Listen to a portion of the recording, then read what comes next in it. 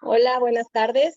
Pues muchas gracias a Retinosis Pigmentaria y sus variantes México por este esfuerzo que hacen para todas las personas que tienen algún tipo de distrofia de retina y también al doctor Rodrigo Matsui por aceptar la invitación. Nos va a hablar de las terapéuticas actuales que hay en México desde el punto de vista oftalmológico y también va a tocar mucho la parte genética.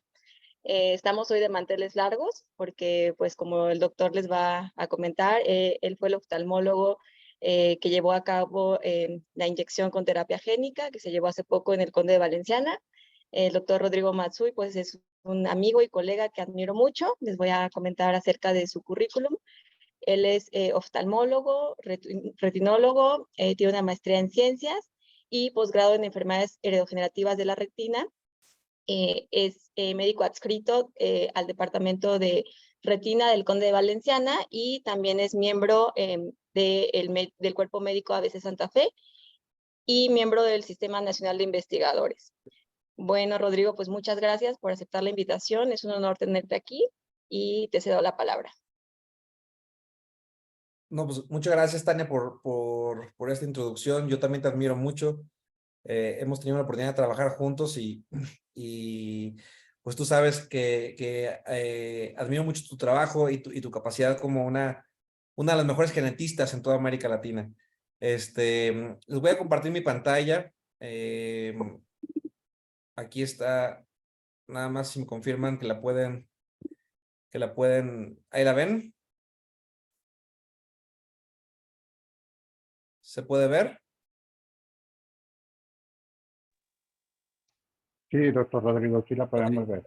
Bueno, pues, y también quiero, pues, agradecer la invitación para estar aquí con ustedes. La verdad es que es mi primera presentación en alguna asociación de pacientes, o sea, no tengo mucha experiencia, esta es la primera vez que presento en un foro que está enfocado a pacientes y espero poder transmitir las ideas de una forma clara. Y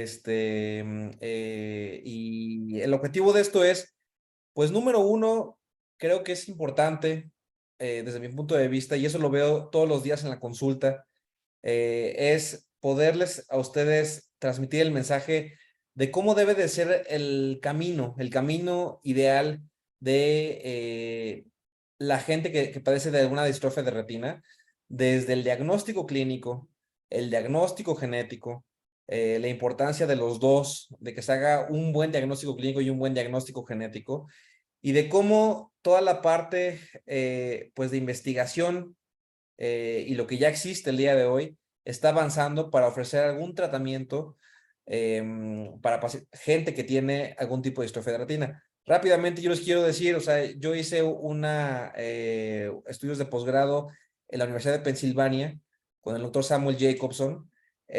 Seguramente algunos de ustedes lo conocen. Él fue una persona que dedicó toda su vida a solamente las distrofias de retina y él fue de las primeras personas que justamente realizaron desde el modelo animal de terapia génica para RP65 y también participó él como investigador principal en los primeros pacientes tratados con RP65 y en su centro de investigación que está en Filadelfia se aplican diferentes estrategias para poder atacar a otros genes, para poder tratar a otros genes con diferentes estrategias. Entonces, pues él es mi profesor, él falleció en enero de este año. Y bueno, parte de lo que les voy a platicar aquí en esta presentación es el abordaje que hacemos en el Conde de Valenciana, que es un instituto de oftalmología que está en la Ciudad de México. Tenemos una clínica especializada en distrofias de retina y este modelo que tenemos nosotros es el modelo justamente que yo aprendí con el doctor Samuel Jacobson. Entonces, bueno, pues el objetivo es a ustedes darles un panorama, no solamente de la parte de ensayos clínicos, no se podría entender la parte de ensayos clínicos sin entender perfectamente bien el abordaje inicial de los pacientes. Entonces, pues esta presentación la dividí tratando de que sea muy clara, porque entiendo que la mayoría son pacientes que están conectados en este momento. Es, primero, entender que seguramente ustedes ya muchos lo saben, pero la parte básica de la anatomía del ojo humano. Es importante entenderlo. Después, el funcionamiento básico de la retina, que como ustedes saben, las distrofias de retina, pues se manifiestan como alteraciones a nivel de retina. Entonces hay que entender cómo funciona la retina para saber la importancia de los estudios que realizamos en la práctica clínica. ¿Cómo se realiza el diagnóstico clínico y genético? Es importante saber, pues, pruebas al menos básicas que seguramente muchos de ustedes ya se han realizado, pero que a lo mejor no les queda claro el por qué esta prueba que es muy molesta o es lo que sea, o por qué el diagnóstico genético, para qué el diagnóstico genético, etcétera. Y finalmente, pues hablaremos ahora sí, ensayos clínicos y estrategias diferentes para distrofias de retina, principalmente enfocado en la parte genética y tocaremos también un poquito de la parte genética no específica, o sea, estrategias de tratamiento que están surgiendo y que no dependen de la parte genética, que eso sería lo ideal, ¿no? O sea, en el mundo ideal debería haber un tratamiento que no dependiera del diagnóstico genético, sino que fuera para todas las distrofias de retina. Sin embargo, pues bueno, los avances más importantes han sido específicamente enfocados en la parte genética específica de los pacientes. Entonces, para entender un poquito la anatomía del ojo, del globo ocular, hay que recordar que, pues bueno, esto es como un corte a la mitad de un ojo. Entonces, el ojo se puede dividir en una parte anterior, marcada aquí con esta línea vertical, y una parte, digamos, atrás, ¿no? Y esto se conoce como retina neurosensorial o retina. La parte central de la retina, que es esta muesquita que pueden ver aquí en su pantalla, es justamente la mácula. Es el centro de la retina. Y es muy importante entender que la mácula se encarga de la visión central. ¿Qué pasa si queremos enfocar un objeto? En este caso, en la diapositiva, por ejemplo, los detalles de un árbol, de una planta, lo que sea. Todo lo que nos rodea, básicamente refleja luz. Si no hubiera luz, no podremos ver absolutamente nada. Entonces, en este caso, un árbol refleja la luz verde, la luz café, y esta luz viaja a través del aire, llega al ojo humano y el ojo enfoca esta imagen justamente a nivel de la mácula. Entonces la mácula, repito, es la parte central de la retina, es la parte más especializada donde es el sensor principal, donde se deben enfocar los objetos ahí directamente y de ahí a través de un nervio óptico, es como un cable que conecta el ojo con el cerebro, pues se transmite la señal de que eso es un árbol y el cerebro integra la información de que esto que está viendo este ojo es un árbol. Entonces, esta es una vista de frente, una vista frontal de lo que es la mácula, el centro de la retina. Esto que está aquí dentro del circulito amarillo es la fovea, que es el centro de la mácula. Para fines prácticos, esto es la mácula. Y lo que está fuera de la mácula, es decir, lo que está fuera del centro de la retina, pues se puede considerar retina periférica, ¿correcto? Entonces, recordar que la retina periférica lo que nos ayuda es principalmente a darnos campo visual y también nos ayuda a adaptarnos, por ejemplo, a la oscuridad. Y la mácula, lo que nos ayuda principalmente es en poder ver los detalles de las cosas, los colores, las cosas que queremos ver con definición.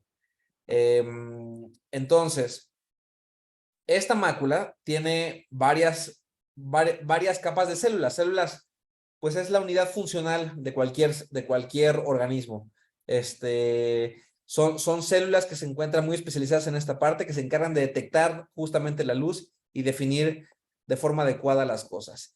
Y esta capa de la retina es muy importante. Es la capa que se considera capa de fotorreceptores, que son básicamente las células más especializadas de la retina, que son las que se encargan de captar por primera vez la luz que nos rodea. Entonces, ¿qué es lo que se afecta en una persona que tiene distrofia de retina?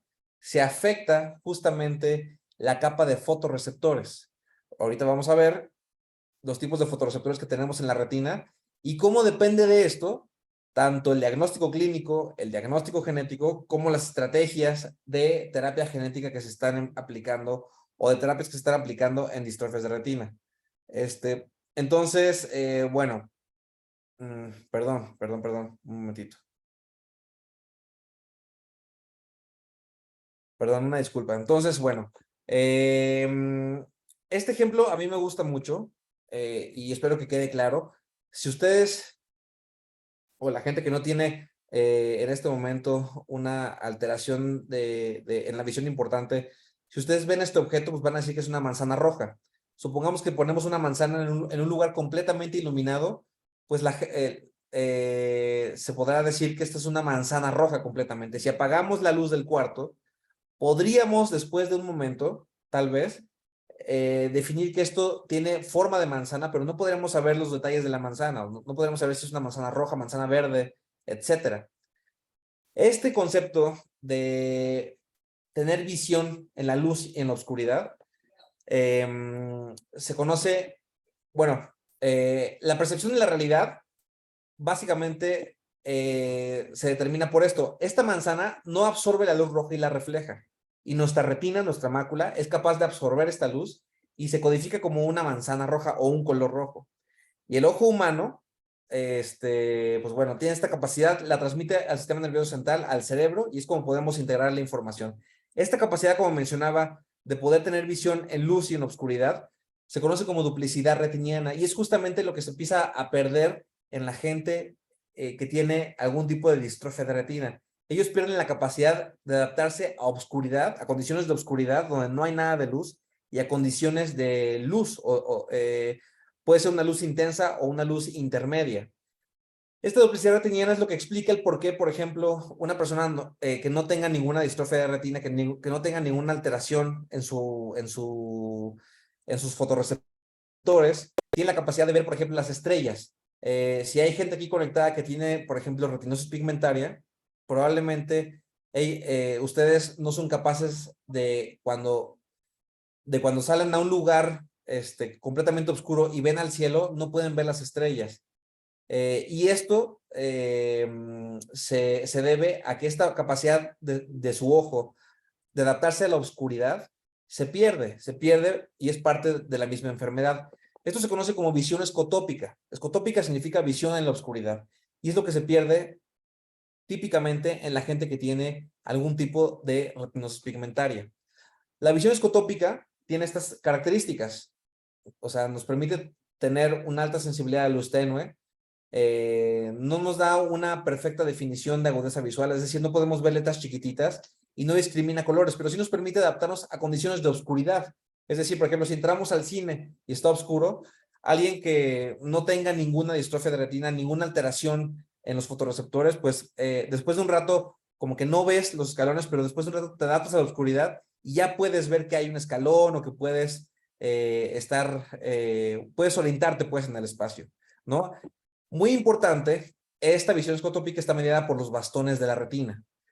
Estos bastones de la retina es un subtipo de fotorreceptor. Existen dos fotorreceptores en la retina, conos y bastones.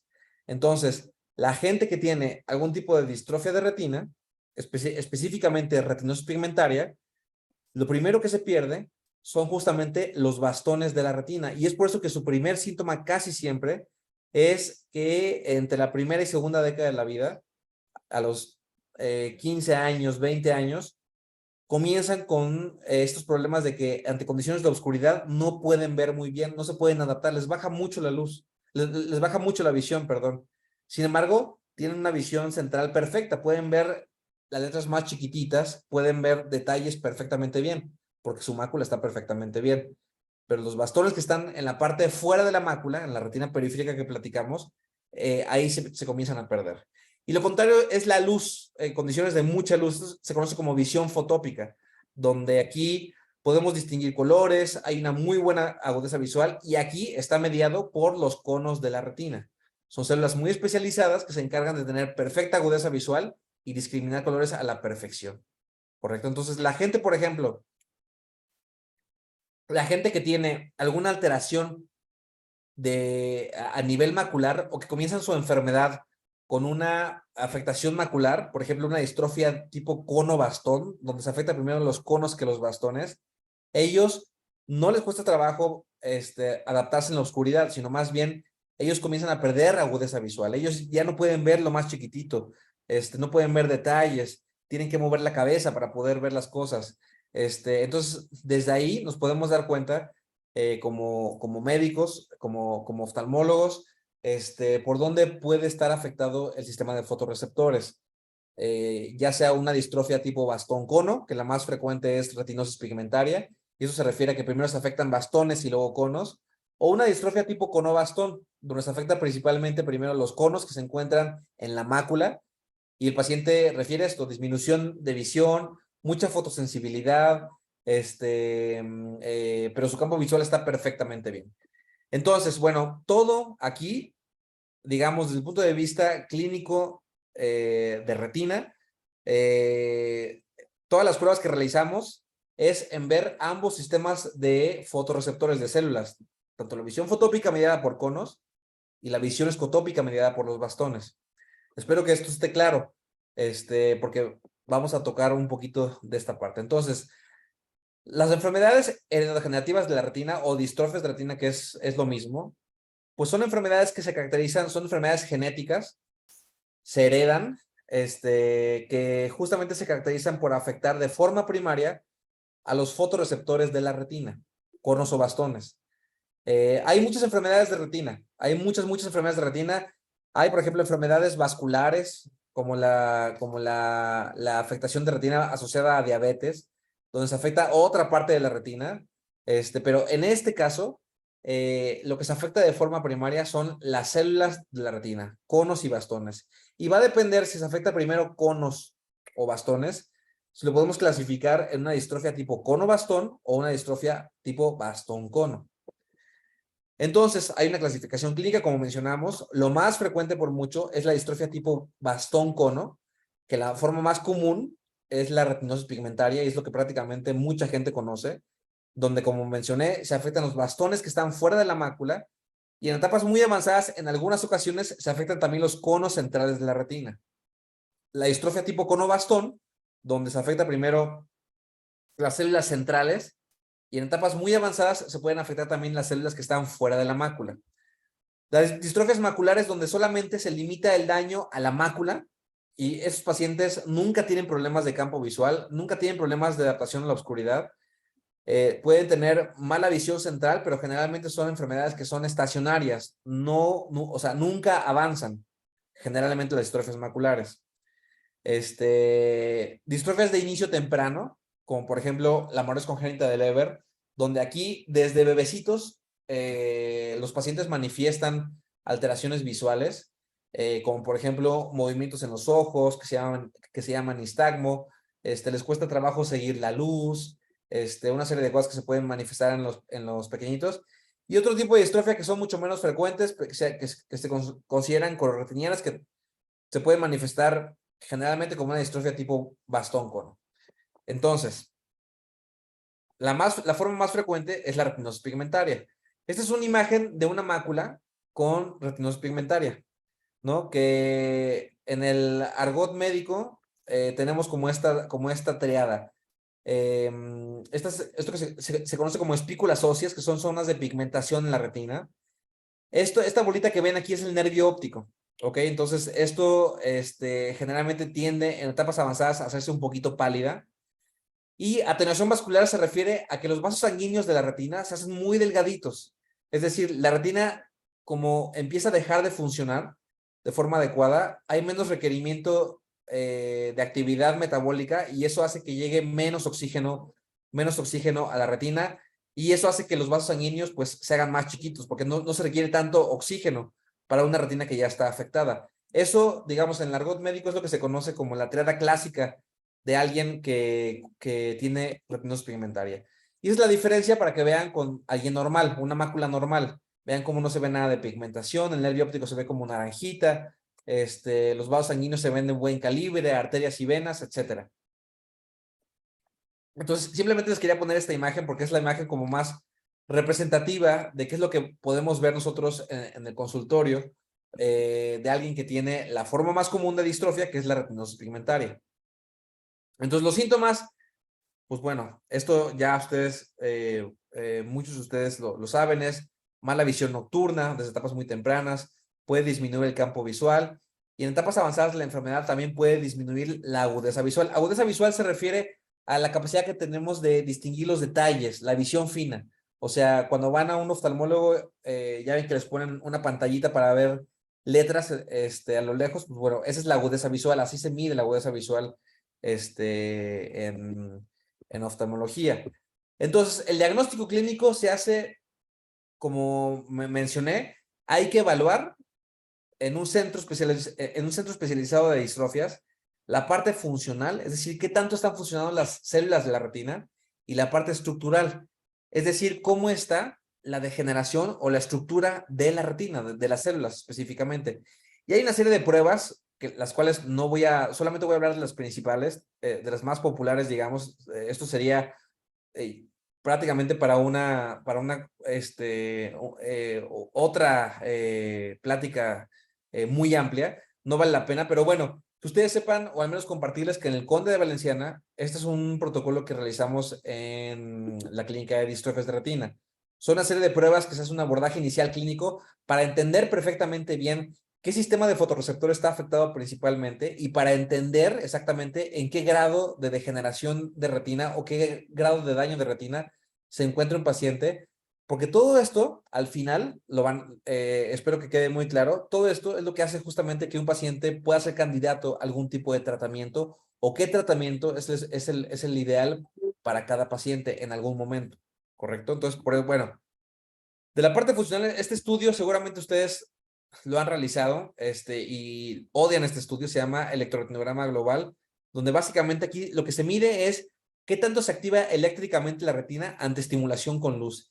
Y es el estudio donde se coloca un electrodo sobre la córnea, o sea, va como un lente de contacto sobre la córnea, que es muy molesto.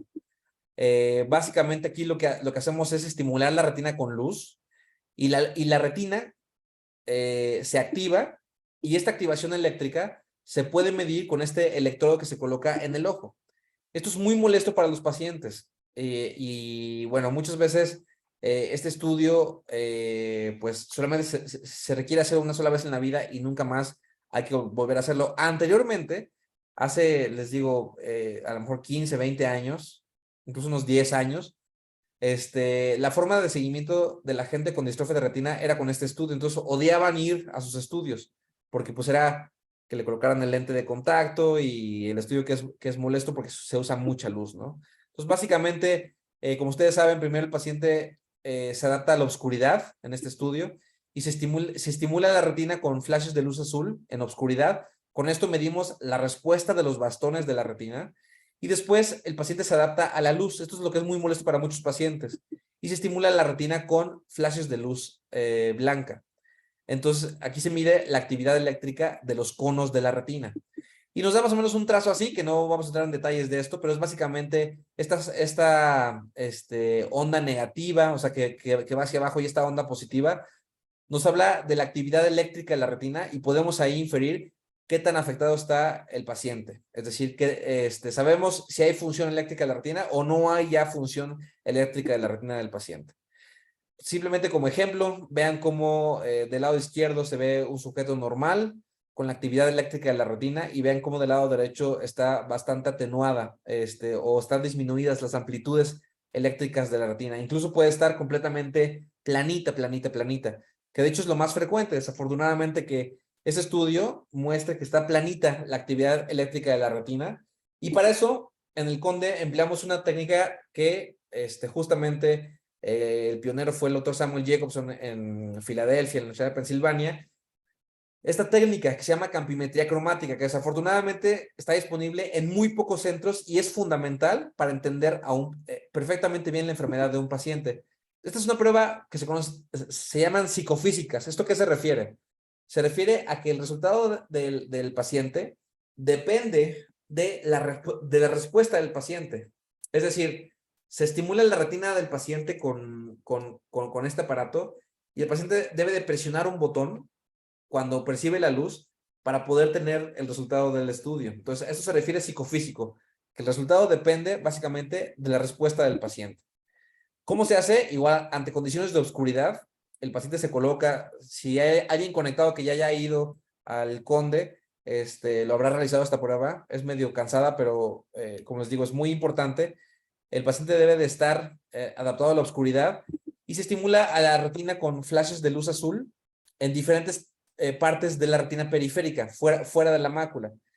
El paciente presiona el botón cada que percibe una luz. Esto es muy importante porque ahí nos damos cuenta, como van a ver más adelante, dónde hay células viables, lo cual es un requisito fundamental para saber si un paciente es candidato o no a algún tipo de terapia génica, ¿correcto? Entonces esto nos da un mapa así que se llama mapa de sensibilidades, donde podemos saber más o menos en qué parte de la retina hay células, en este caso bastones viables. Y lo mismo lo hacemos con los conos de la retina. Se estimula a la retina con flashes de luz blanca y nos damos cuenta exactamente en dónde hay actividad eléctrica, dónde hay función de los conos de la retina. Esta técnica tiene dos grandes ventajas con respecto al electroretinograma. Número uno, incluso en etapas muy avanzadas de la enfermedad, en esta prueba podemos obtener resultados, es decir, podemos saber dónde hay células viables de la retina. Y número dos, lo más importante, nos da información topográfica, es decir, no solamente nos dice hay o no actividad eléctrica, sino nos dice aquí en esta parte de la retina hay células viables que están respondiendo a la estimulación con luz. Y eso, como vamos a ver más adelante, es muy importante porque si ya no hay células viables en la retina, si ya no hay si las células de la retina están completamente alteradas, completamente degeneradas, entonces, pues la estrategia de tratamiento debe de ser diferente. Seguramente esa persona ya no es candidata a alguna terapia genética, ¿ok? Como vamos a ver más adelante. Y bueno, pues esto es como un mapa donde pueden ver, correlacionar, es más o menos lo que hacemos. Sabemos en qué parte de la retina existe actividad eléctrica, ¿correcto? Eso es como la parte más importante funcional. Hay muchas otras pruebas que realizamos, pero pues les digo, no acabaríamos en una hora esto. Y la parte estructural, este estudio que es muy básico, es una tomografía de coherencia óptica, así se conoce, que básicamente lo que hacemos es tener información estructural de qué parte de la retina hay células viables también, ¿ok? Es como una biopsia en vivo. No sé si ustedes alguna vez han tenido una biopsia de la piel o alguna biopsia de alguna parte del cuerpo. Generalmente esto se requiere un procedimiento quirúrgico en medicina para poder obtener la información de una biopsia. Bueno, en oftalmología y en retina tenemos la gran ventaja de que este estudio es como una biopsia, pero es simplemente una fotografía. Es con base en luz, ni siquiera es radiación. Y nos da una imagen de esta. Esto es lo que se conoce como OCT, tomografía de coherencia óptica, que seguramente lo verán quien haya ido a consulta, y nos da justamente información de en qué parte de la retina tenemos células viables, específicamente esta capa que medimos los retinólogos, la capa nuclear externa, que nos habla de cómo están los conos y los bastones de la retina, ¿correcto? Entonces, esto es muy importante para entender también la manifestación de la enfermedad. Y bueno, todo esto nos ayuda a, como lo vimos anteriormente, clasificar las distrofias. Si está más alterado el sistema de bastones, medido con el electroretinograma, medido con la campimetría cromática que ya vimos, podemos clasificar a una distrofia tipo bastón-cono, una distrofia cono-bastón, una distrofia solamente que afecta a la mácula, etcétera, etcétera. Por eso es tan importante la parte del diagnóstico clínico. Y de hecho la parte clínica también es muy importante para la parte genética, que es fundamental. Y en esto, como ustedes saben, la doctora Tania Barragán es una experta en la parte de diagnóstico genético. Lo voy a tocar así muy rápido. El diagnóstico genético ha evolucionado mucho en los últimos años. Esta es la primera publicación científica que se hizo descubriendo el primer gen asociado a una familia que tenía retinosis pigmentaria. Se encontró que el gen de la rodopsina era el gen causal en esta familia. Y de aquí la tecnología ha avanzado muchísimo. No voy a entrar en detalles porque eso pues es más el campo de un genetista, pero ha avanzado muchísimo de tal forma que el día de hoy tenemos una gran cantidad de genes. Más o menos existen aproximadamente más de 300 genes ya identificados. Esta gráfica ya no está tan actualizada, pero más de 300 genes identificados para distrofias de retina. Y específicamente para retinosis pigmentaria hay más de 60 genes ya identificados. Genes diferentes que pueden causar enfermedades similares, ¿correcto? En este caso, por ejemplo, retinosis pigmentaria o enfermedad de Stargardt, etcétera. Entonces, bueno, todo esto avance en la parte genética ha permitido que ya ahora hay clasificaciones nuevas de las enfermedades con base en la parte genética. Y es muy importante un mensaje, o sea, porque muchas veces el paciente dice, es que para mí, ¿para qué me sirve el diagnóstico genético? Eso seguramente lo han visto en otras sesiones aquí con la doctora Tania, pero bueno, vale la pena como darles mi punto de vista. El diagnóstico genético nos ayuda, número uno, para entender un poquito, para entender el riesgo que hay de que sus familiares tengan también la enfermedad. Esa es una información que es muy útil para muchos pacientes y que la están buscando. Número dos, nos ayuda para entender también el pronóstico de la enfermedad. Cuando hacemos una correlación entre la parte clínica y la parte genética, nos permite entender mucho mejor el pronóstico de la enfermedad. Y número tres, muy importante, nos permite saber si un paciente puede ser candidato eventualmente a algún tipo de ensayo clínico, de algún tratamiento en fase de ensayo clínico que dependa del diagnóstico genético del paciente, o de algún tratamiento pues que ya se encuentre aprobado. En este momento solamente tenemos un tratamiento aprobado en distrofias de retina, que es para el gen RP65. Pero bueno, hace 5 años no había ninguno. Y el día de hoy la lista sigue aumentando y aumentando de estudios de investigación que cada vez, de estos genes identificados ya, cada vez se van agregando más a la lista. Es decir, estamos en una etapa donde tenemos que hacer el diagnóstico clínico, como les mencioné, entender perfectamente bien la enfermedad y el diagnóstico genético. En algunas ocasiones, por ejemplo, los genetistas se basan mucho en la información de los que somos expertos en la parte de retina, para poder integrar la información genética final. Es decir, el mensaje es este.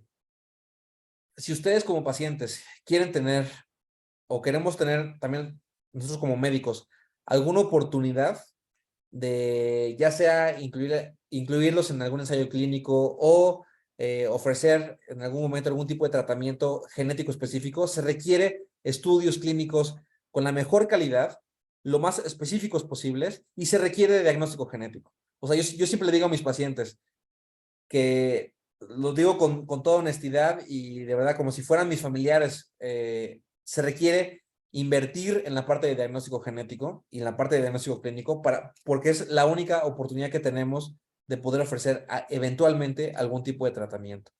Entonces, ese es un mensaje muy, muy importante para los pacientes que están aquí conectados, que sepan que pues esto es realmente basado en evidencia científica, basado en un método científico, no es charlatanería, no son tratamientos que se inventan de repente, no, esto lleva mucho, mucho, mucho esfuerzo de mucha gente detrás que ha permitido que el día de hoy varios de estos genes que están aquí enlistados tengan ya alguna opción terapéutica. La gran mayoría todavía en fase de investigación, como vamos a ver ahorita. Entonces, bueno, pues la clasificación, les digo, con base en todo esto, ha avanzado mucho y eso es lo que nos permite el día de hoy tener un mucho mejor entendimiento de las enfermedades.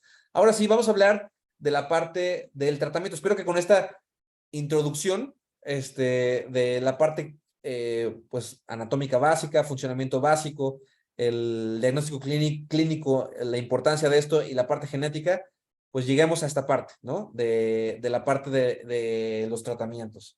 Entonces, existe una página que se llama Clinical Trials, que es una página en Estados Unidos, donde la gente puede buscar qué estudios clínicos existen. Si ustedes están interesados, ahí está clinicaltrials.gov. Ahí pueden ustedes buscar información de dónde y para qué patologías hay ensayos clínicos. Esto lo busqué ayer, 1 de junio del 2023. Están enlistados 288 ensayos clínicos, que incluyen varias cosas. No todos son tratamiento de terapia génica, pero para que se den cuenta de la gran cantidad de estudios y la gran cantidad de, afortunadamente, dinero que hay metido en esto para apoyar la investigación. Ustedes lo pueden hacer ahorita. Se van a Google, ponen clinicaltrials.gov y ahí ponen, en inglés es Retinal Dystrophies o Inherited Retinal Degenerations, y ahí va a aparecer la información, ¿no? Esto es información de una página oficial del gobierno de Estados Unidos que se encarga de registrar todos los ensayos clínicos más importantes. Como saben, el país más avanzado en investigación en esta área, sin duda, es Estados Unidos, ¿no? En México hacemos nosotros un esfuerzo, pero si aquí en México existen uno, dos, tres centros donde se hace algo de investigación, en Estados Unidos hay 40 centros de investigación. Entonces, es el país más avanzado. De ahí sigue países europeos, en España hay mucha investigación, en Inglaterra, en Alemania, pero generalmente, bueno, Estados Unidos son los pioneros en prácticamente todo. Entonces, la parte de tratamiento, y esto espero que en este momento ya quede un poquito más claro, se puede dividir como en la parte genética específica, que depende del diagnóstico genético del paciente, y la parte genética no específica. En la parte genética específica se encuentra la terapia genética, que es básicamente, como vamos a ver ahorita, introducir un gen que hace falta en el paciente, pero la parte genética en específica, aquí está toda la parte de tratamientos orales, el tema de células madre, por ejemplo, que también ha habido ciertos avances, pero mucho menos que la parte de terapia genética, artefactos que nos ayudan o instrumentos que nos ayudan para mejorar la visión en gente que tiene alteraciones ya muy avanzadas de retina, etcétera. Pero básicamente una forma como mental que podemos dividirlo es esto, la parte genética específica y la parte genética no específica. Entonces, vamos a hablarnos ahorita de la parte genética específica. Y para esto me pareció muy importante incluir esta información. Porque yo sé, entiendo, con mis pacientes que tienen distrofias de retina que vienen aquí al consultorio, generalmente, pues, obviamente están buscando un tratamiento, están buscando una solución para esto. Y generalmente, bueno, el tiempo, pues, es un tema muy importante en esta parte. Entonces, varios comentarios es de que es muy lento esto y seguimos esperando, bla, bla, bla.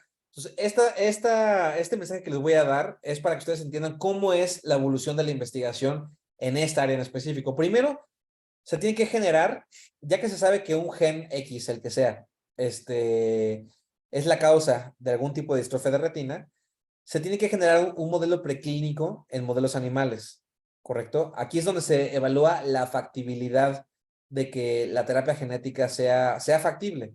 Primero, obviamente, no sería ético, de hecho está prohibido, sería un crimen, probar la factibilidad en un humano. Entonces, primero, es un modelo animal, que pueden ser ratones, ratas, pueden ser perros, pueden ser monos.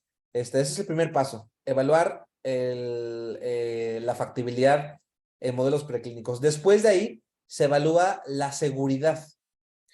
Incluso esta fase 1 puede ser solamente en células, un modelo preclínico en un modelo celular nada más.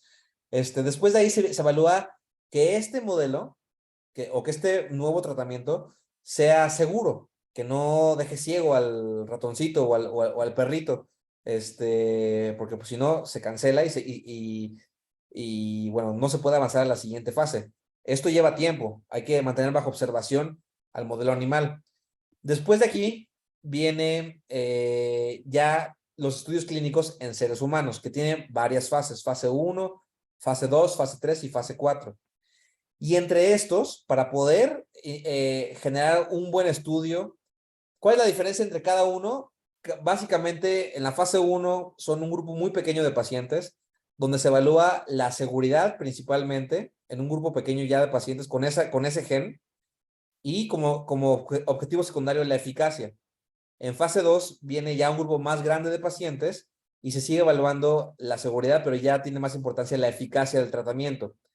La fase 3 es cuando ya se hace multicéntrico, generalmente, se hacen diferentes centros, en diferentes hospitales. Y es generalmente aquí cuando ya pasa la fase 3, cuando ya la FDA, que es la agencia regulatoria en Estados Unidos, la Food and Drug Administration en Estados Unidos, aprueba el tratamiento ya para ser usado comercialmente a nivel mundial. Ahora, aquí tenemos una variable muy importante, ¿ok?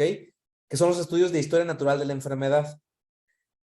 Para tú saber, como investigador en esta área, que un tratamiento es realmente efectivo, sobre todo en lo más importante, o sea, sí, muchos pacientes buscan recuperar la visión, pero mucho del tratamiento está enfocado en detener la progresión o en lentecer la progresión de la enfermedad. de tal forma que la gente no se quede completamente ciega nunca, ¿correcto? Para responder esa pregunta, hay que entender cuál es la historia natural de la enfermedad. ¿Me explico? Y como tenemos más de 300 genes, pues cada gen se comporta diferente. Hay que evaluar la historia natural de la enfermedad, idealmente en cada gen. Entonces, por ejemplo, por agarrar un gen, el gen de rodopsina, para saber exactamente si un tratamiento va a ser efectivo y va a enlentecer o detener la progresión de la enfermedad, primero hay que saber, en un grupo de pacientes sin tratamiento, cuánto avanza cada año la enfermedad. Eso se refiere a la historia natural de la enfermedad. Entonces, como ven, se le agrega una variable que lleva todavía más tiempo. Y en este momento, muchos genes se encuentran en la fase de historia natural de la enfermedad y algunos ya se encuentran en la fase 1 o fase 2. Es decir, idealmente antes de fase 1, fase 2 o fase 3, hay que hacer estudios de historia natural de la enfermedad. Idealmente. Y esa es la tendencia en distrofias de retina. Esto es muy diferente en otras patologías donde, por ejemplo, no sé, algo ahora con el tema del COVID, las vacunas.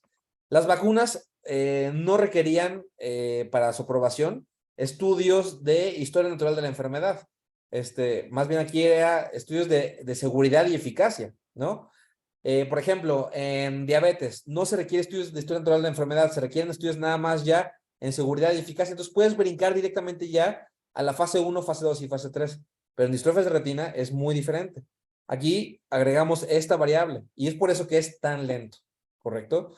O bueno, por eso es más lento que otras áreas. Y ya de aquí viene la aprobación comercial por parte de la FDA y generalmente, bueno, EMA en Europa, casi siempre van de la mano y de ahí en las agencias regulatorias de diferentes países. Entonces, vamos a hablar de lo que es la terapia génica de reemplazo. Aquí es básicamente, tenemos un vector viral. Generalmente lo que se ha usado mucho es el adenovirus, que estos virus, pues es un ente que tiene como una estructura de proteínas y dentro de esta estructura tiene un material genético que es propio del virus. Lo que se hace es que se saca este material genético del virus y se introduce el gen que hace falta en el paciente. Entonces, este virus ya no contiene su DNA normal. Ahora tiene la información genética o la información de un gen que en este caso queremos evaluar o queremos tratar al paciente, ¿no? Y esto se coloca a nivel subretiniano, casi en todos los ensayos clínicos se ha aplicado a nivel subretiniano. Hay otras estrategias donde se aplica a nivel intravítrea. ¿Esto qué quiere decir? Que es con una inyección prácticamente sin cirugía, pero lo más avanzado hasta ahorita ha sido la aplicación subretiniana.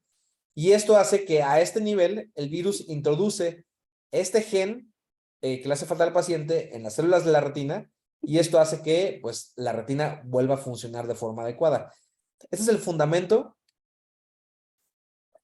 de la terapia genética, ¿correcto?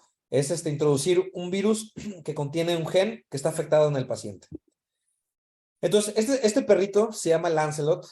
Este fue el perrito, el primer modelo animal que se hizo en Filadelfia, con todo el equipo de trabajo del doctor Jacobson, el doctor Gustavo Aguirre, en Filadelfia. Fue el primer modelo animal para el gen RP65 y fue el primer modelo canino que recibió la terapia genética. Creo que sigue vivo el perrito. Todavía sigue vivo y se ha estado evaluando el tema de su visión, etcétera. Entonces, este fue el modelo preclínico para el gen RP65, que como ustedes saben, es en este momento el primer gen y el único que tiene el tratamiento comercialmente aceptado. Esto comenzó como desde el 2004, me parece, 2005, para que vean toda la evolución que llevó. Entonces, pues vamos a hablar del primer gen, del único que en este momento hay un tratamiento comercialmente autorizado. Este gen es una distrofia de retina que afecta a los dos fotorreceptores, conos y bastones. Y se manifiesta así. Los bebés desde muy pequeños tienen una mala agudeza visual, tienen un movimiento de los ojos y cuando se realiza un electroretinograma prácticamente está anormal desde incluso el primer año de vida, ¿correcto? Es como la tríada clásica. Hay varias enfermedades varios genes que pueden afectar a la gente que tiene estas patologías. Hay una lista grande. En este caso solamente hay tratamiento comercialmente aceptado para RP65, pero hay en fase de ensayo clínico para otros genes ya asociados a esta forma de la enfermedad. Entonces, ¿dónde se expresa este gen? Se expresa a nivel de una parte que se llama epitelio pigmentado de la retina, que es parte de la retina, ¿correcto? Pero que está en íntima relación con los fotorreceptores. ¿Y cómo funciona este gen? Básicamente restaura el pigmento visual a nivel de las células de la retina. ¿Esto a qué se refiere? Si no tuviéramos pigmento visual, no sería capaz nuestra retina de captar un fotón de luz y poder reactivarse. Entonces, lo que hace este gen es justamente reactivar este pigmento visual y permite a la gente, a todos, nos permite poder ver, por ejemplo, ahorita aquí veo mi botella de agua y puedo ver la pantalla, ¿no? O sea, se estimula mi retina con una onda, con un objeto el que sea, y luego podemos ver otra cosa. La gente que tiene esta alteración en este gen van perdiendo la capacidad justamente de visión por eso, porque no hay forma de que el pigmento se encuentre a nivel de sus células. Entonces, esto es básicamente un esquema donde se estimula un fotorreceptor y esto es ya como más de la parte médica. Hay un pigmento que se llama rodopsina, que se encuentra a nivel de los bastones de la retina, que es muy importante. Por eso aquí, en esta enfermedad, se pierde primero los bastones de la retina. Es una distrofia tipo generalmente bastón-cono. Se pierden los bastones y luego los conos, porque la rodopsina, que tiene que ver con la vía metabólica de este gen RP65, es la que se pierde principalmente. Entonces, básicamente, bueno, aquí, esto es un video de cómo se aplica el tratamiento. Hay que entrar en la parte de atrás del ojo con algo que se llama vitrectomía. Eso que están viendo ahí, ustedes, es la retina directamente. Y uno como cirujano de retina, llegas directamente a la retina y aplicas el tratamiento justamente sobre la retina. Ahora sí que desprendes la retina y aplicas el tratamiento, la terapia genética, justamente en esa zona. Entonces vean cómo se hace como esta bolita en la retina y es la forma en que tú llegas a ese espacio por debajo de la retina y ahí aplicas el medicamento. Es una cirugía pues muy compleja que muy pocas personas pueden realizar este procedimiento quirúrgico. Muy pocos, o sea, debe ser oftalmólogo, especialista en retina, y de ahí, de especialista en retina, deberías tener la experiencia en este tipo de cirugías que son muy, muy especializadas. Entonces, estos son parte de los resultados de este tratamiento. En el ojo sin tratamiento, prácticamente no hay ningún cambio en la función retiniana. Las barras negras representan la función retiniana medida antes del tratamiento y las barras rojas representan la función retiniana medida después del tratamiento. El ojo sin tratamiento no hay ningún cambio. El ojo con tratamiento, vean la diferencia. Esto es basado en una metodología científica publicada en una revista científica. Vean cómo prácticamente en todos los pacientes hubo una mejoría en la función retiniana, ¿no? Más o menos una mejoría promedio de 1.5 unidades logarítmicas. ¿Esto a qué se refiere? Se refiere como si ustedes vieran un paisaje con lentes oscuros y se quitaran completamente los lentes oscuros. Esa intensidad de luz es la que perciben más en promedio la gente o los pacientes que tienen este gen, el gen RP65, y que reciben tratamiento. Entonces, este es también algo muy importante. Los pacientes que tienen este gen tienen problemas de movilidad, o sea, se desorientan completamente cuando no hay tanta luz. Entonces, el tratamiento lo que ha demostrado es que ellos mejoran de forma significativa su orientación y su movilidad ante condiciones de baja luz. Vean cómo este paciente antes del tratamiento, vean cómo choca con las paredes, está chocando, recibe orientación y se tarda en encontrar la salida. Esto es obviamente en la fase del ensayo clínico, en la fase donde se estaba evaluando la efectividad de este tratamiento. Y vean cómo después del tratamiento, ahorita lo van a ver, finalmente el paciente encuentra la salida. Se tardó más de 1 minuto con 6 errores y 2 pérdidas de orientación. Y después del tratamiento, vean lo que sucede. En el caso de este ensayo clínico, este paciente tiene mucho mejor sensibilidad ante condiciones de poca luz y puede entrar a este cuarto donde se cambian los obstáculos y vean cómo se orienta de una forma mucho más efectiva. Puede ver mucho mejor los objetos y puede encontrar salida mucho más rápido. Es decir, realmente se demostró la efectividad en cuanto a la movilidad y la orientación y la sensibilidad retiniana. Y algo muy importante, el tema de la progresión de la enfermedad. La progresión de la enfermedad, que es lo más importante, de hecho, para los pacientes y para los médicos, pues, es que la enfermedad no avance. Y esto se ha visto que en algunos pacientes se mantiene estable la enfermedad. Todavía no hay certidumbre total de qué es lo que sucede con esto, pero en algunos pacientes aparentemente no hay progresión de la enfermedad. En algunos pacientes más avanzados sí hay progresión de la enfermedad. Pero bueno, eso es la parte del gen RP65. Vamos a hablar de Stargardt. No sé si hay alguien aquí conectado con la enfermedad de Stargardt. Aquí se han intentado ensayos clínicos ya con terapia génica también. Hay resultados recientemente publicados donde aquí desafortunadamente no se encontraron cambios en la visión en prácticamente ningún paciente incluido. Es la fase 2 del estudio. Y bueno, en algunos pacientes no se encontraron cambios en el adelgazamiento retiniano, pero en otros pacientes aparentemente sí hay progresión de la enfermedad. Entonces, la terapia genética para Stargardt todavía aparentemente falta resultados más adelante, pero aparentemente en este momento, en este corte de esta publicación reciente, faltarían como o ajustar ya sea la dosis del medicamento o la estrategia de dónde se aplica el medicamento con la terapia genética. Otra enfermedad donde también ya hay resultados es la cromatopsia. Esta es una enfermedad donde la gente tiene nistagmo igual desde muy pequeñitos. Ellos no pueden ver colores prácticamente nada. Tienen muy mala agudeza visual. Ellos no pueden distinguir las pantallas desde muy pequeñitos y les molesta mucho la luz. Esa es la característica clínica de la gente que tiene cromatopsia. Ya también hay estudios publicados recientemente de terapia génica en la cromatopsia y afortunadamente aquí sí hay muy buenos resultados. Hay una mejoría de agudeza visual en un porcentaje importante de pacientes.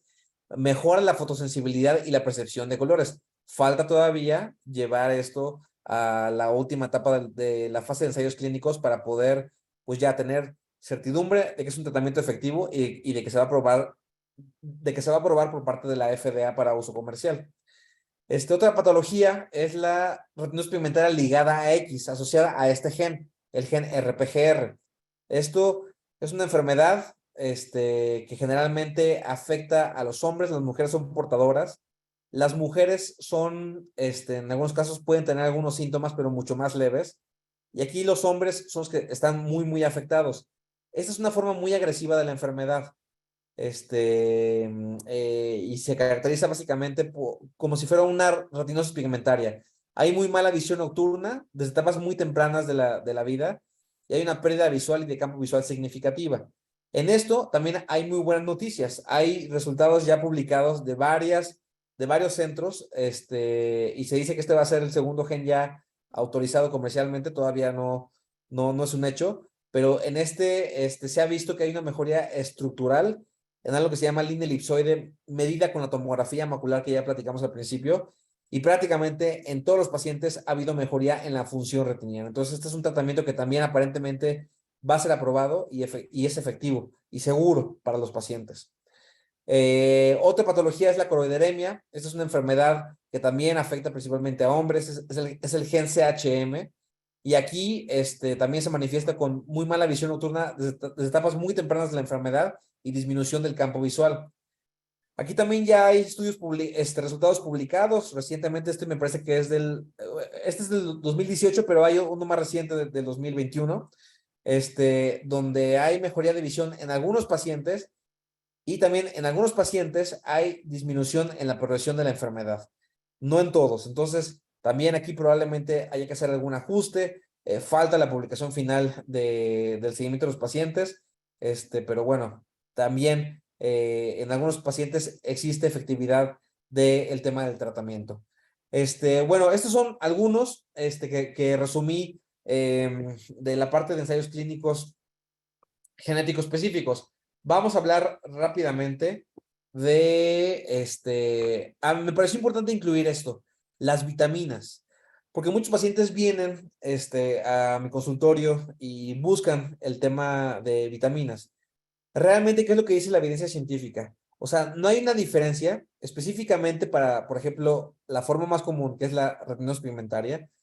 No hay una diferencia clara entre el grupo de tratamiento, por ejemplo, con omega 3 perdón, con vitamina A, y el grupo placebo. No existe una evidencia real del beneficio de la vitamina A.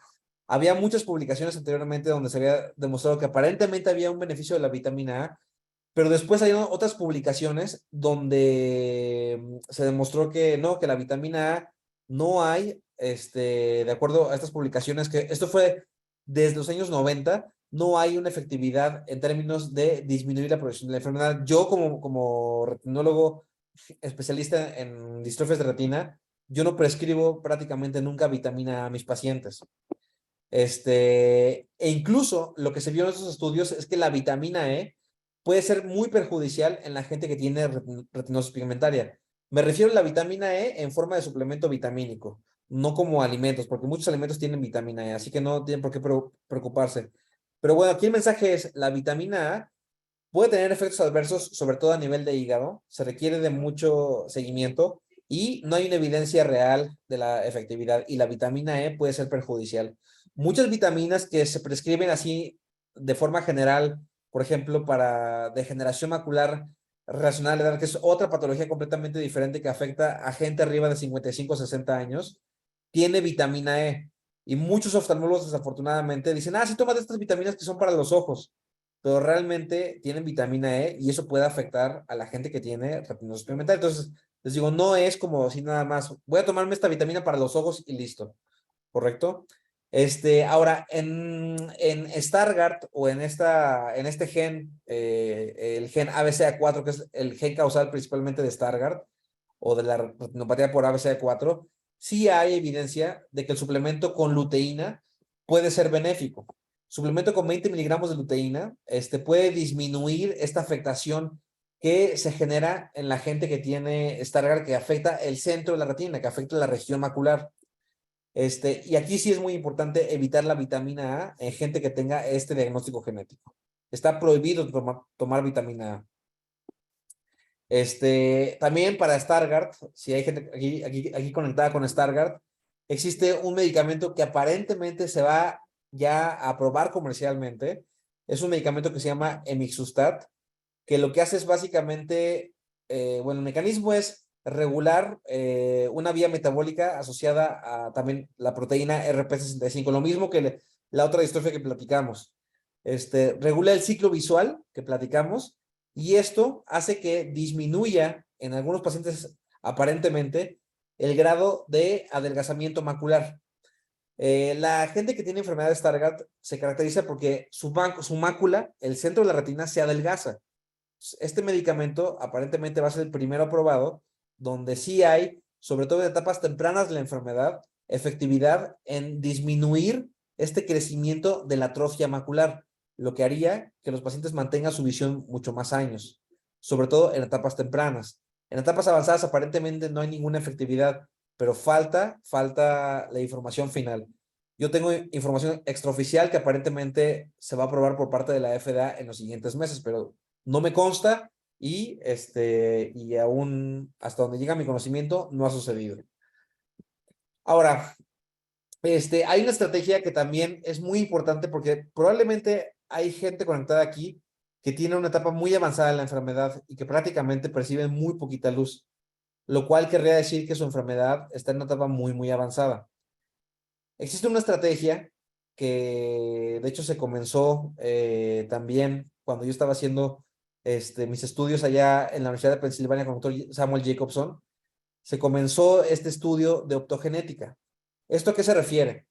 Este tratamiento es un tratamiento que se encuentra en fase de ensayo clínico todavía y se encuentra en la fase 1, donde ayuda a la gente que tiene una enfermedad muy avanzada en la enfermedad, que prácticamente ya no perciben prácticamente nada de luz.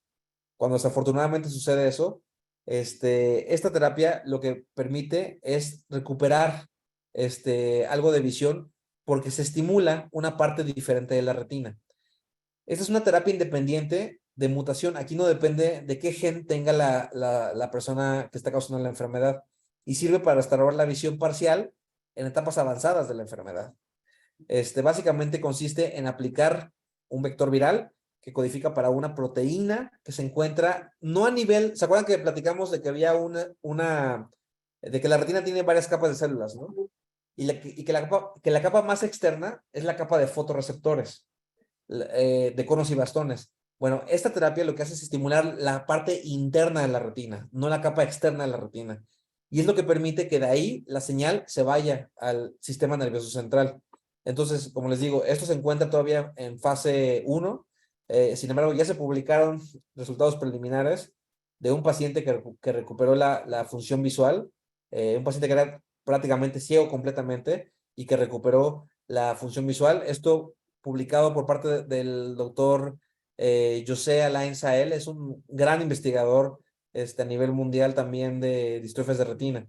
Entonces, esta es una estrategia que hay que esperar el avance de los ensayos clínicos, pero bueno, es una opción que se está generando para la gente que tiene una etapa muy avanzada de la enfermedad y que prácticamente ya no tienen percepción de luz, cuando así sucede, desafortunadamente. Y finalmente hay otro tratamiento ahorita que lo dejé hasta el final porque en este sí nosotros vamos a participar. El Conde de Valenciana va a participar. Somos el único centro latino incluido en este estudio. Y es un medicamento tomado que se llama N-acetilcisteína. Básicamente aquí esto lo que hace es para gente que tiene retinosis pigmentaria, una enfermedad clásica retinosis pigmentaria, y lo que hace es enlentecer la progresión de la enfermedad, mejora la función de los conos de la retina, y esto ya se publicó, ya pasó la fase 1, ya pasó la fase 2 y viene la fase 3 del tratamiento. Ya, si en esta fase 3 demuestra este medicamento ser efectivo, pues bueno, se aprobaría comercialmente para uso comercial, ¿correcto? Entonces, como decía, somos el único centro incluido latino. Va a comenzar, yo espero, septiembre, octubre de este año. No, yo creo que un poquito más adelante, noviembre, diciembre. Pero bueno, estamos todavía reclutando pacientes. Ustedes, si quieren buscar la información directamente, lo pueden buscar en la página de la Universidad de Johns Hopkins. Pongan en Google NACATAC, aquí está, con este nombre, NACATAC Clinical Trial. Lo ponen así en Google y les va a aparecer la página de Johns Hopkins, que es una universidad muy importante, y ahí está toda la información en la página de Johns Hopkins, lo cual da mucha certidumbre a los pacientes, y ahí aparecen todos los centros incluidos. Entonces, bueno, pues creo que esto es, bueno, como conclusiones ya para terminar, justo nos echamos la hora, un poquitito más. Se debe realizar un diagnóstico clínico integral. Estas son mis conclusiones y mis mensajes principales. Hay que hacer un estudio clínico integral. Hay que revisar los estudios por parte de un especialista en distrofias de retina. Hay que entender exactamente cómo está la enfermedad. Es muy importante. Todo paciente con distrofia de retina debe tener un diagnóstico genético. También lo creo, fervientemente. Incluso aunque la enfermedad se encuentre en una etapa avanzada, también vale mucho la pena el diagnóstico genético, porque puede existir opciones terapéuticas diferentes con base en la parte genética específica. Número 3, los ensayos clínicos más efectivos dependen del gen causal. Como mencioné, existen otras estrategias, por ejemplo, células madre, donde también se puede emplear en algunas patologías donde ya hay degeneración de la retina, pero esto todavía está más atrasado en la parte de investigación. Aún no hay resultados sorprendentes como aquí en la parte genética específica. Y número 4, existen ensayos clínicos donde se pueden tratar vías metabólicas sin importar el diagnóstico genético, ¿correcto? O sea, básicamente, ustedes como pacientes deben de pensar en qué es la parte genética específica, y para eso se requiere la parte clínica y la parte genética, y la parte genética no específica, donde se requiere la parte clínica muy importante. Entonces, pues bueno, eso son mis conclusiones principales, y con esto pues terminamos la presentación. No sé si hay tiempo, un ratito para preguntas, Tania, lo que tú digas.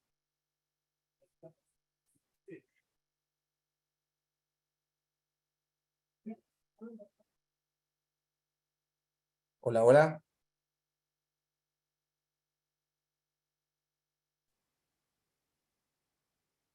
Está diciendo la doctora Tania que se le activan su audio, por favor.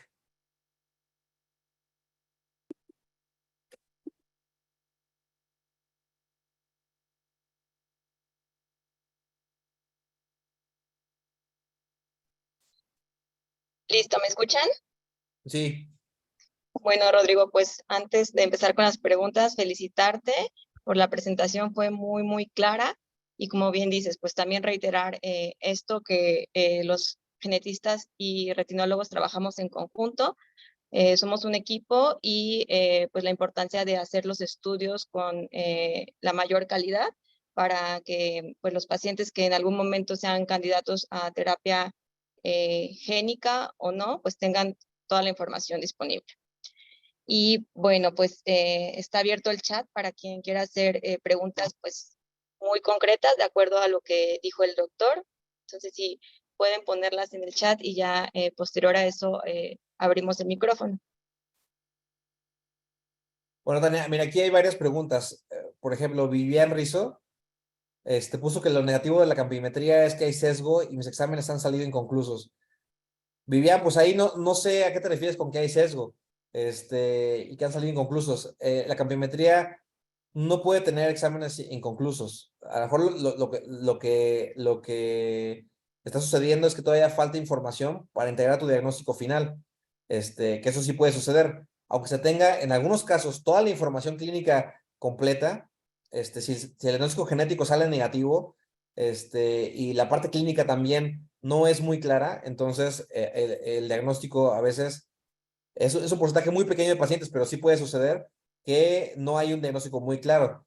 Y también pregunta que si le molesta el electroretinograma, que no le molesta el electroretinograma, que si eso quiere decir que ya no percibe mucho la luz o que hay poca actividad eléctrica en la retina. No, eso no tiene nada que ver, Vivian. No tiene nada que ver. Ok. Después, Betanzos, muchas gracias por la presentación. Menciona que el estudio de sensibilidad determina si es candidato para la terapia génica. Entonces no es tan importante saber qué gen está alterado. no, bueno, pues Mm, eso lo respondimos, ¿no? O sea, es todo. Se requiere saber si un paciente es candidato, supongamos que un paciente tiene solamente diagnóstico genético y que sabemos que ese gen ya tiene tratamiento, ahora hay que saber si hay células viables para recibir el tratamiento. Y eso, una herramienta es la campimetría, justamente. Entonces, no, la respuesta es, se requiere todo, la parte clínica y la parte genética. sí, bueno,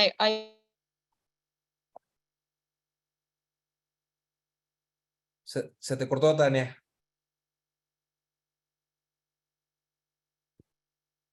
O se me cortó a mí.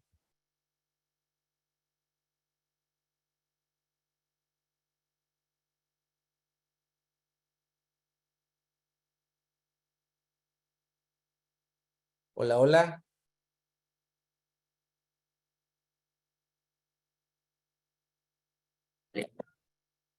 Tania, perdón, te perdí. No sé si fui yo o fui tú.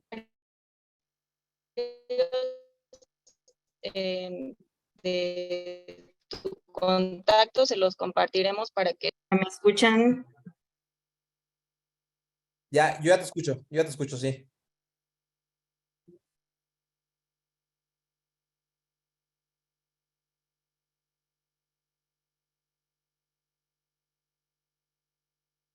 Hola, hola.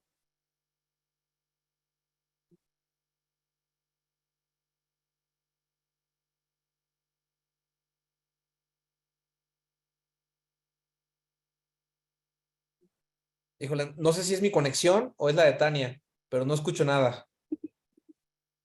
Es la Gerardo, mía. ah, ¿Me escuchan? bueno, si quieren, voy contestando mientras la autora Tania, Fue la recupera. mía. Si quieren, vamos contestando algunas preguntas aquí. Sí, ya. Sí, ya está lista abierta el micrófono de la doctora Tania. Sí, es que tengo mala conexión, pero creo que ya me escuchan y me ven. Sí. Mira, Ok, entonces me quedé en la última. Perdón, no sé si esa la contestaron del protocolo que tenían duda. no, ¿qué protocolo? De KIO 310, No, de un ensayo. 301, perdón. Preguntan que si hay algo de información en México. no, en México, hasta donde yo sé, al menos en Conde de Verdiciera, no.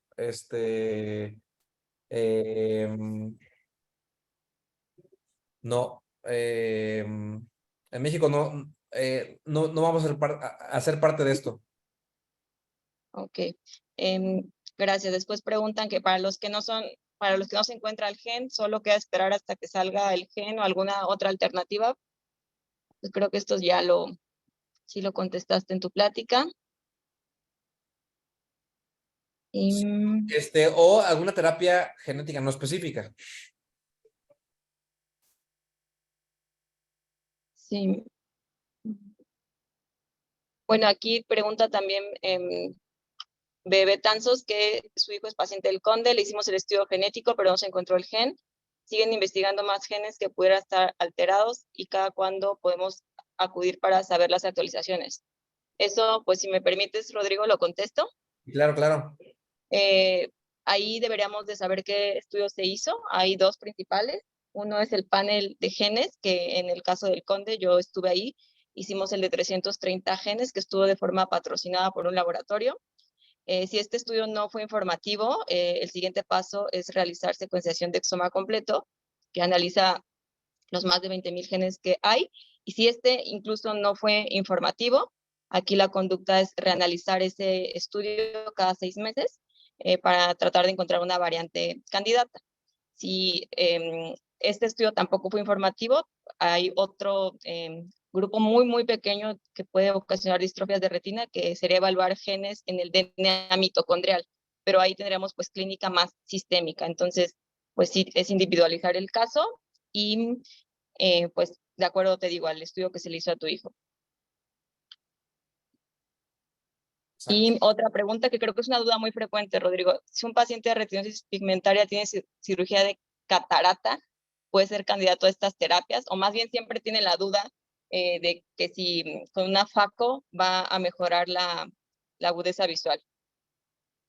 A ver, sí. El tema de la cirugía de catarata es muy importante platicarlo porque yo, por ejemplo, soy muy conservador con la parte de cirugía de catarata. Generalmente, a menos que realmente el paciente tenga una catarata muy significativa y que veamos que en la tomografía de mácula hay preservación del centro de la mácula, ahí puede estar indicado. Ahora, la cirugía de catarata en gente que tiene distrofias de retina no es cualquier cirugía de catarata.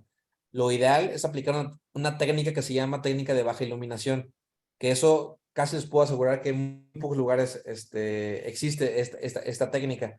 Y el motivo es que tú, al quitar la catarata, estás quitando como un filtro, una barrera que protege a muchos pacientes. Pero bueno, cuando ya es significativa, sí se puede traducir en que el paciente mejora mucho su visión. Entonces hay que hacer una revisión, ahí sí depende mucho de la revisión de los estudios, la revisión en consultorio y realizar la cirugía de catarata en condiciones perfectas para proteger la retina del paciente. Ahora, no es contraindicación para ningún tratamiento con terapia génica. O sea, el paciente puede estar operado de catarata y no pasa nada. Ok. También preguntan que en qué consiste endoláser e inyección antiangiogénica. No, eso es para otro tema. Eso no tiene nada que ver. Eso es para pacientes que tienen retinopatía diabética. Ok. Bueno, en el caso de ella está diciendo que tiene tumor vasoproliferativo. Es Sí. otro tema que pues no es el tema de ahorita, pero básicamente consiste en aplicar láser dentro de la retina y aplicar inyecciones para inhibir el sangrado.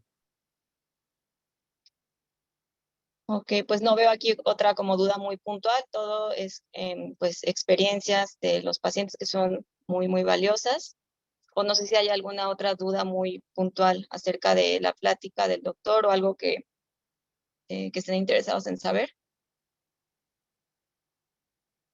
Hay tres personas que tienen levantada la mano. No sé si quieran contestar esas tres preguntas, doctor Martí. Sí, sí, claro, por supuesto.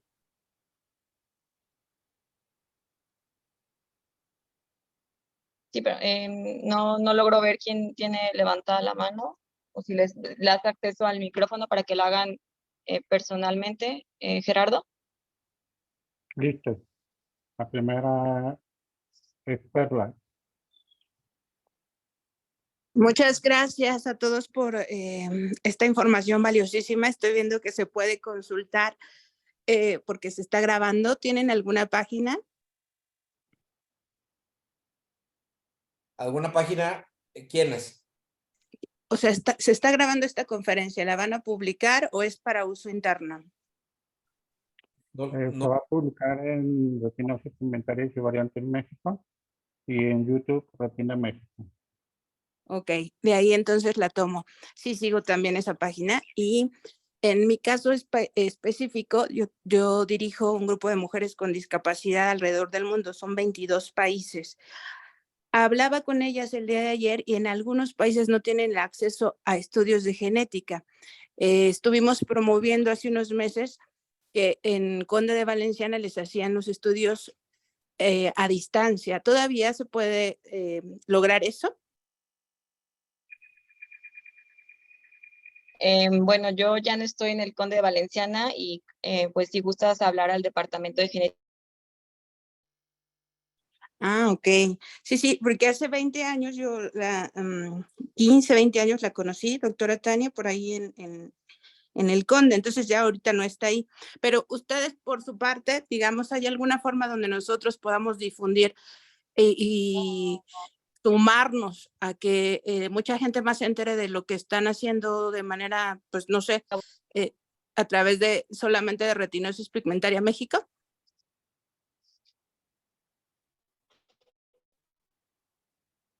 Bueno, pues aparte de esto, la doctora Tania Barragán tiene sus redes sociales, y ella incluye información que es completamente científica, así que podrían seguir a la doctora Tania Barragán.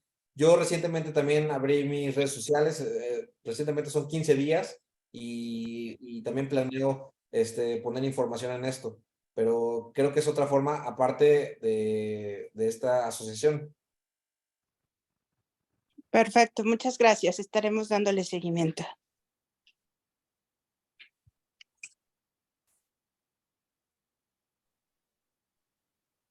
Bueno, pues yo creo que ya. Margarita Moscoso, nada más Margarita Moscoso, la última que tiene la mano levantada, doctor.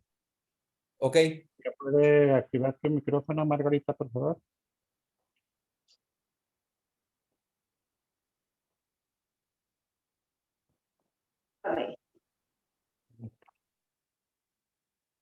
Hola, buenas tardes. No sé si se me escucha. Doctor Matui, un saludo especial para usted. Mi pregunta es, yo tengo 64 años y tengo una retinitis pigmentosa y tengo un 30% de visión. ¿Puedo ser un candidato para las pruebas por mi edad o tienen algún límite de edad establecido ustedes? no, Margarita, no hay ningún límite de edad. No hay ningún límite de edad. Y la posibilidad, digamos, tenemos que hacernos estos exámenes, pero en mi país, en Ecuador, realmente en la ciudad donde yo vivo, Cuenca, está Agustín Roda Serrano, que es el genetista, pero exámenes de estos específicos de distrofia de retina, no creo que hayan estos. Habría de poner como en el chat cuáles son los exámenes necesarios para hacerse acá. Los más básicos, por favor, aparte de la terapia, del genético, por supuesto, doctor. Sí, claro. Ahorita con mucho gusto aquí puedo escribirle en el chat lo que es lo más básico y que seguramente sí hay en Ecuador. Gracias, muy gentil, un abrazo por todo lo que nos nos brinda usted. Gracias. Gracias, Margarita. Y ahora la última pregunta, doctor Martí.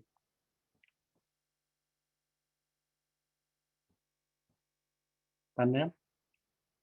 Sí, bueno, pues muchas gracias, Rodrigo, por tu presentación magistral. Nos enseñaste mucho de todo lo que haces, resolvimos dudas a los pacientes y también muchas gracias a ustedes que como pacientes pues hacen este gran esfuerzo. La verdad, siempre les digo que también ustedes nos enseñan muchísimo, ¿no? Acerca de las condiciones de retina y pues espero seguir colaborando con ustedes. Y nada, pues muchas gracias, Rodrigo y Gerardo. Gracias, Tania. Gracias, Gerardo, por la invitación. Fue un honor estar aquí. Muchísimas gracias, doctor Martí. Muchísimas gracias, doctora Barragán. Estaremos en contacto. Hasta luego. Buen fin de semana. Claro, hasta luego.